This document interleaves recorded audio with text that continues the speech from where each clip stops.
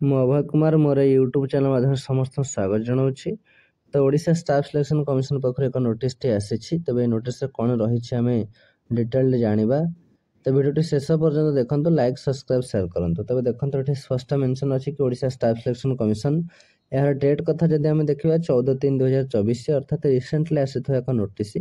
ତେବେ ନୋଟିସରେ ମୁଖ୍ୟ ସବଜେକ୍ଟ ଅଛି କ'ଣ କି detail advertisement for recruitment to the post of traffic constable under state transport authority commerce and transport department government of Odisha. तो फाइनल जहाँ जना पड़ा कि ओडिशा स्टाफ सिलेक्शन कमिशन पक्षर ट्रैफिक कॉन्स्टेबल नियुक्ति नहीं ए नोटिसटी अच्छी। तेबार अप्लाई डेट केबे रही एवं केबे यार शेष डेट रही क्वालिफिकेशन कौन एसबू आम जाना। तो फाइनाल जो मैंने अपेक्षा करते ट्रैफिक कॉन्स्टेबल नियुक्ति जो मैंने निज प्रस्तुत करते ट्रैफिक पुलिस से गोटे भल खबर निहाती। तेबे यार अप्लाई डेट जदि आम देखा जे कौन के अप्लाई हम देखो ये ऑनलाइन रजिस्ट्रेशन डेट देखते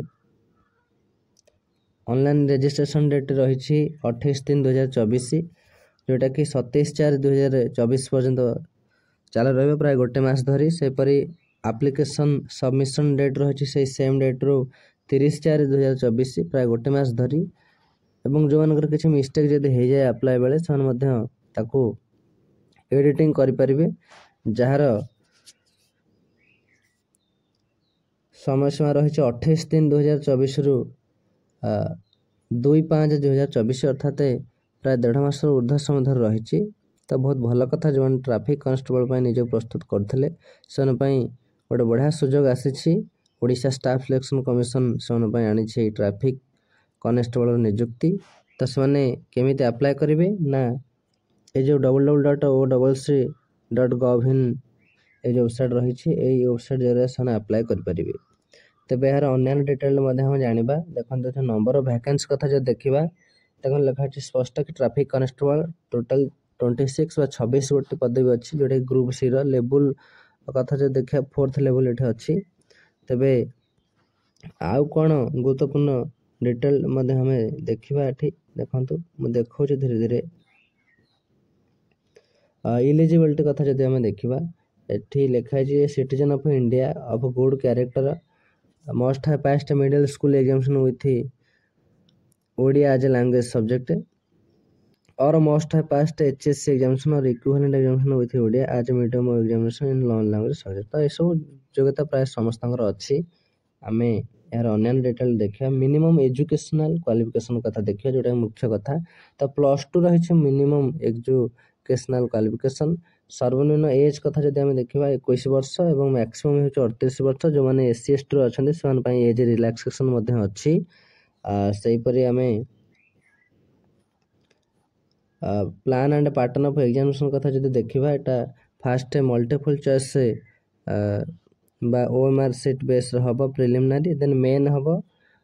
तबे दुईटी रही फास्ट प्रिलिमिनारी हम देन मेन हम। तबे जो मेन एग्जाम हम जोटा कि 85 मार्क हम एडिया लैंग्वेज आसो इंग्लिश लैंग्वेज आसो अर्थमेटिक आसो जनरल नॉलेज आसो जोटा कि +2 स्टैंडर्ड लेवल आसो।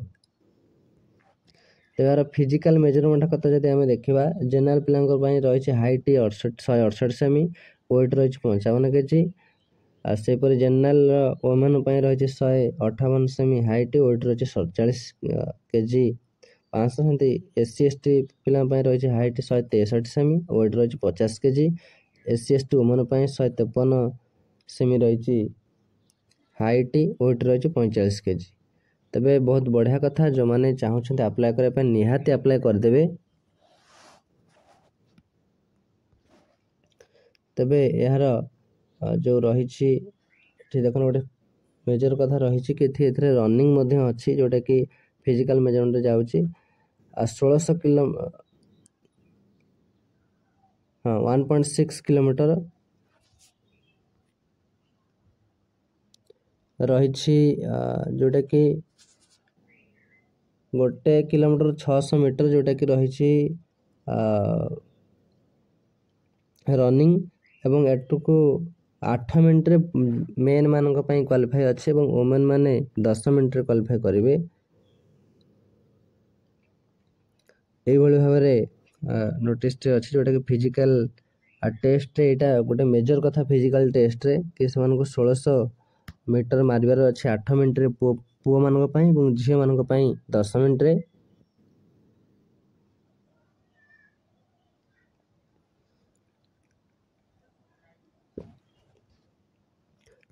ତେବେ ଆମେ ଏହାର ଅନ୍ୟାନ୍ୟ ଡିଟେଲ୍ ମଧ୍ୟ ଦେଖିବା।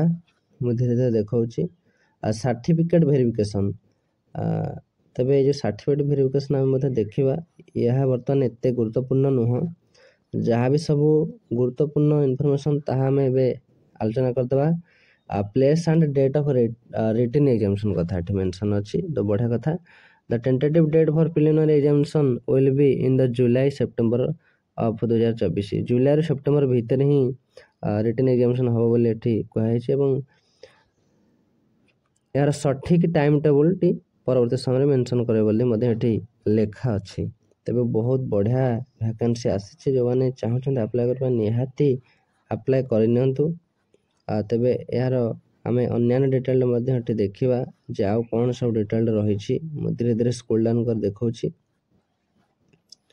ଦେଖନ୍ତୁ, ତ OSSC ବା ଓଡ଼ିଶା ଷ୍ଟାଫ୍ ସିଲେକ୍ସନ୍ କମିଶନ୍ ପାଖରେ ଗୋଟେ ବଢ଼ିଆ ନୋଟିସ୍ଟି ଆସିଛି ଟ୍ରାଫିକ୍ କନେଷ୍ଟବଳର ନିଯୁକ୍ତି ନେଇକି। ତ ଯେଉଁମାନେ ଚାହୁଁଛନ୍ତି ଆପ୍ଲାଏ କରିବା ପାଇଁ ବା ନିଜକୁ ପ୍ରସ୍ତୁତ କରୁଛନ୍ତି ସେମାନେ ନିହାତି ଆପ୍ଲାଏ କରିଦେବେ, କାରଣ ଏଭଳି ସୁଯୋଗ ଆଗରୁ କେବେ ବି ଆସିନି। ତେବେ ଦେଖନ୍ତୁ ଏଠି ଆନେକ୍ସର 3 ରହିଛି detail syllabus for preliminary examination. ଏହା ଯେଉଁ ପ୍ରିଲିମିନାରୀ ହେବ ତାର ଡିଟେଲ୍ ସିଲାବସ୍ଟି ଆମେ ଦେଖିବା। ଆର୍ଥମେଟିକ୍ ବା 10th ଷ୍ଟାଣ୍ଡାର୍ଡ଼ ରହିଛି। ଡାଟା ଇଣ୍ଟରପ୍ରିଟେସନ୍ ବା chart, graph, table, data sufficient ଏସବୁ 10th ଷ୍ଟାଣ୍ଡାର୍ଡ଼ ରହିଛି। Logically reasoning and analytical ability, general mental ability ମଧ୍ୟ 10th ଷ୍ଟାଣ୍ଡାର୍ଡ଼ର। Current events of national and international importance, computer and internet awareness ସବୁ 10th standard ହିଁ ରହିଛି। ତେବେ main written examination syllabus କଥା ଯଦି ଆମେ ଦେଖିବା, ଏଠି ମଧ୍ୟ ଲେଖା ହେଇଛି ଯେ Odia language, English language, arithmetic, general knowledge ଏହିସବୁ ରହିଛି ଯେଉଁଟା 85 ମାର୍କର ପରୀକ୍ଷା ହେବ। ତେବେ ଏହା ଥିଲା ଏହାର ସିଲାବସ୍।